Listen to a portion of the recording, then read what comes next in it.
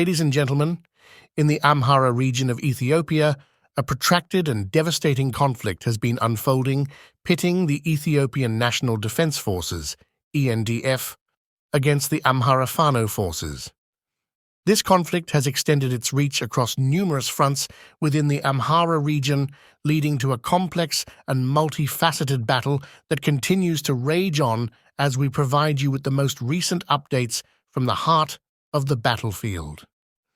For those who have been following our previous reports closely, you will likely recall our earlier notifications regarding the intense and relentless fighting that has erupted along the A2 highway, particularly in the southern Wello front. During our previous reports, we informed you that the Amhara Fano forces had made bold claims of gaining significant ground in the wake of fierce confrontations. Notably, they asserted their control over key areas around Wichili City, a strategically vital location situated along the A2 highway. However, the situation has continued to evolve rapidly since then. We have now received the most up-to-date information from sources we deem reliable, and it paints a vivid picture of the ongoing conflict in Wichili. According to these reports, the Fano Amhara forces have executed a daring and successful ambush, targeting and ultimately destroying two separate convoys of ENDF trucks and armored vehicles in close proximity to Wichili. The repercussions of this ambush on the ENDF forces cannot be understated. The destruction of two convoys is a significant and crippling blow to their logistical capabilities and operational effectiveness in the region. Indeed, the losses suffered by ENDF in this engagement are described as nothing short of heavy, a stark testament to the ferocity and intensity of the battles being waged on this front. Importantly, the conflict in Wichili and its surrounding areas is far from resolved. Reports from the region continue to indicate that clashes persist, with neither side showing any signs of yielding. The situation remains highly fluid, marked by unpredictability, as both the ENDF and Amhara Fano forces are steadfast in their determination to achieve their respective objectives. Recent updates have shed light on a deeply concerning situation involving the porous nature of Ethiopia's borders, which has allowed foreign forces to enter the country with relative ease. The vulnerability of Ethiopia's borders has exposed the nation to a series of alarming incursions and threats from multiple directions. In the eastern region of Ethiopia, it has been reported that Al-Shabaab militants have managed to penetrate an astonishing 95 kilometers into Ethiopian territory. This intrusion represents a serious breach of security and has placed Ethiopian soldiers on the front line, leading to significant casualties in the defense of the nation. The audacity of Al-Shabaab's actions underscores the challenges faced by Ethiopian forces in protecting their eastern borders. In the western region of Gambela, the situation is no less dire. South Sudanese militants have reportedly pushed up to 100 kilometers into Ethiopian territory, unleashing a wave of criminal activities that includes robbery and murder. This incursion has not only endangered the lives of Ethiopian citizens, but has also highlighted the pressing need for effective border security measures. In Sudan, opportunistic moves have been observed, with Sudanese forces maintaining control over Ethiopian land that they occupied during the conflict with the Tigray People's Liberation Front, TPLF.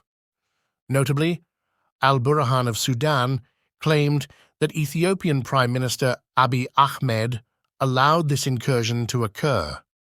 The situation in Sudan remains a matter of concern as it adds to the complexities of Ethiopia's border challenges. Further exacerbating the situation, Ethiopian border guards from the Somali region were redirected to the Amhara region to join the ongoing conflict there. This redeployment created an opening for Al-Shabaab to exploit, enabling them to infiltrate deep into Ethiopian territory and assert control. Amidst these concerning developments, it is worth noting that the border between Ethiopia and Kenya lacks adequate defense forces, allowing for potential violations of Ethiopian airspace by Kenyan surveillance planes. Adding to the complex web of regional involvement, reports suggest that individuals like Sarawit, who was in Hargeisa, Somaliland, are actively fomenting conflict in the Amhara region. This situation has left Ethiopia with most of its borders exposed, with the exception of the border with Eritrea.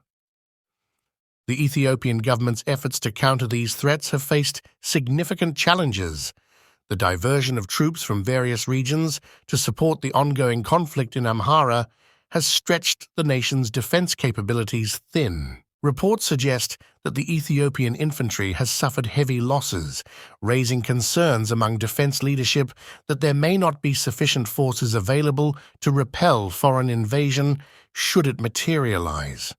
Furthermore, the government's decision to deploy inadequately trained soldiers to the Amhara region has yielded limited success.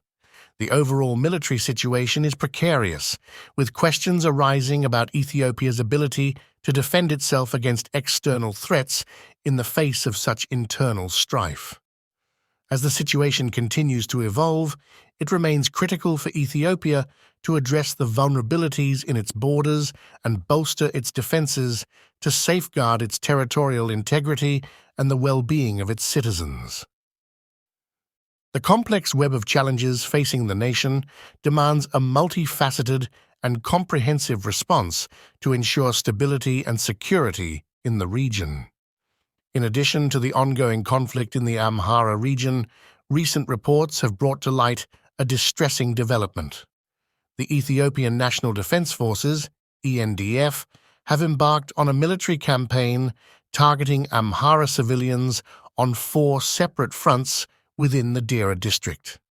This unsettling turn of events appears to be carried out in accordance with directives issued by the Ethiopian government, further exacerbating the already dire situation in the region.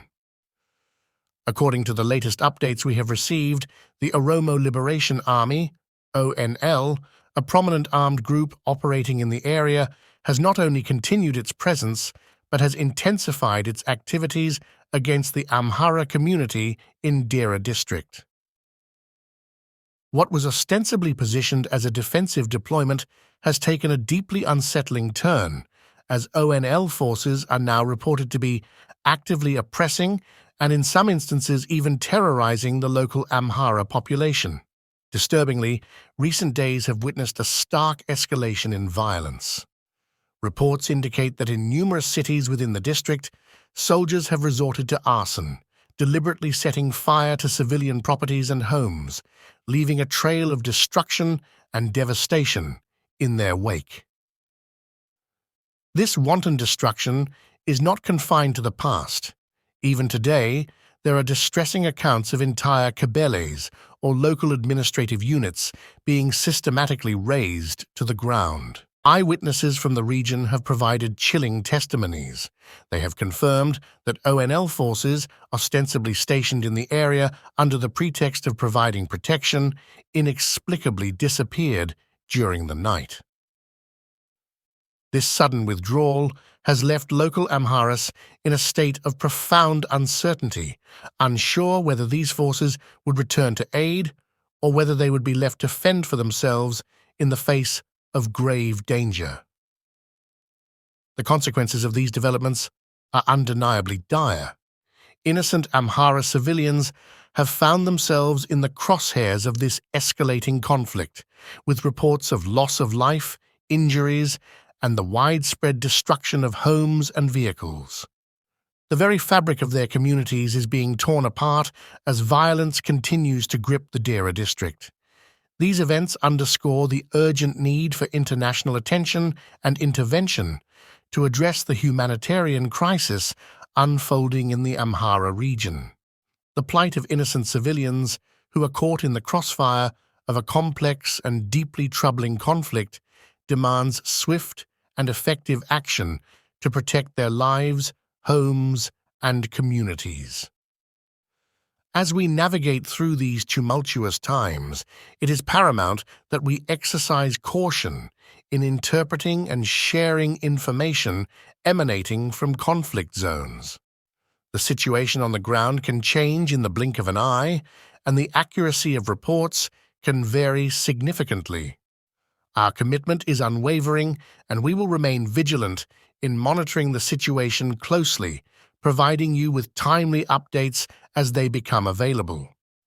Our thoughts and concerns extend to the innocent civilians who find themselves trapped amidst this turmoil. We earnestly hope for a swift resolution to this conflict, one that will usher in an era of lasting peace and stability in the embattled Amhara region.